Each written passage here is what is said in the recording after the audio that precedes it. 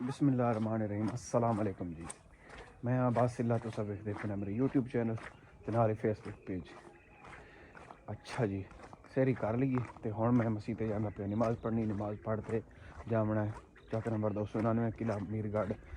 ते आओ चलिए जी दोस्तों, नमाज़ पढ़ लीए तो हुण मैं निकल पिया जी किला मीरगढ़ के सफ़र ते चक नंबर 299 जामना है जी।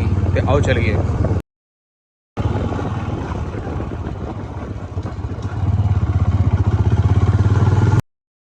ये दोस्तों तो हकड़ा नहर आ गई जनाब। हकड़ा का पुल क्रॉस किया 73 वाला ते इत्थों चढ़दे मेन रोड ते जड़ा बहावलपुर यजमान रोड है जी।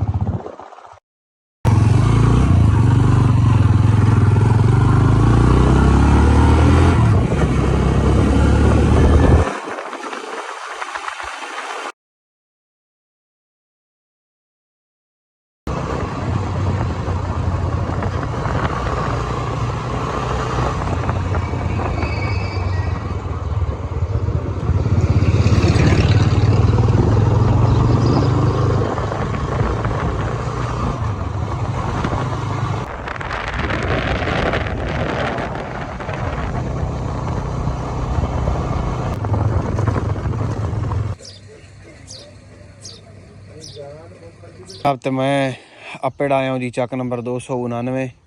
बशीर खान सिला चेयरमैन चोलिस्तान उन्होंने डेरे ते जी।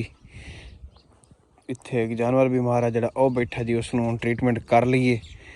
मैं अमदे नाल ही विलाग बनावा लेकिन उमड़ जानवर जड़ा थोड़ा सीरियस कंडीशन है, लेकिन हुण बेहतर है माशाल्लाह। तो ये तुस जनाब व्यू चेक करो जी। भाई महबूब खान का जनाब किधर गया? महबूब सुता भी है? अच्छा अच्छा अच्छा।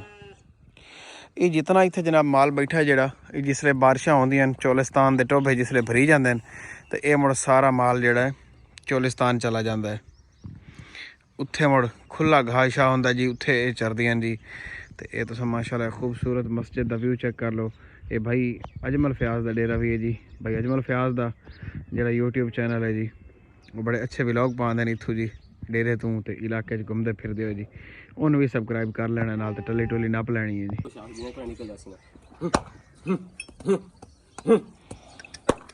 जनाब ते मैं हुण निकलदा पिया वापस फोर्टाबास वाले पासे जी। ते तुसें व्यू चेक कर लो, पिछू जानवर आ रहे हैं जी चोलिस्तानी, भी चेक कर लो। सलाम वालेकुम, क्या हाल है भाई? पढ़ाकू बच्चा जाता पिया है ये जनाब। तो मैं वापस पहुंचा है 286 मोड़ अड्डा। तो इतों मैं हुण पवावना है पेट्रोल लिगारी पेट्रोलियम सर्विस।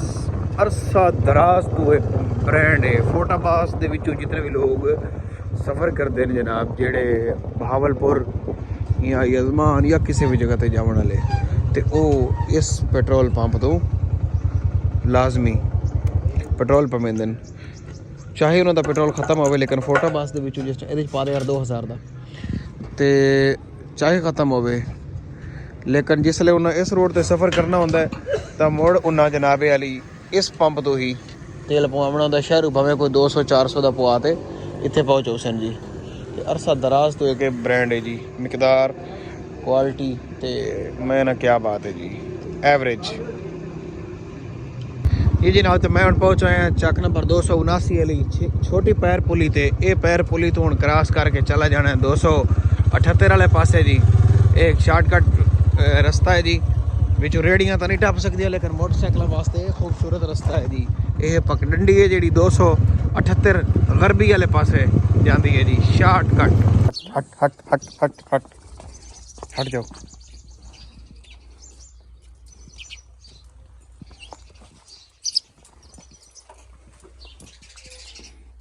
कोई तोड़ी खाधी है सर?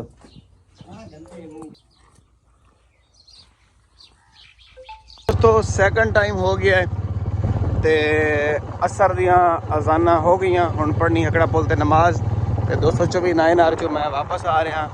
दिन दोपहर काफ़ी केसेस किए ने, लेकिन मैं थक गया तो मुड़ मैं फोन ते वीडियो नहीं बनाई। कणकां तुहानूं दिखा देवां, कणकां हल्कियां हल्कियां भूरियां होनियां शुरू हो गई तो इंशाल्लाह उम्मीद है 15 दिन तक कणकां नूं हत्थ लग जासी।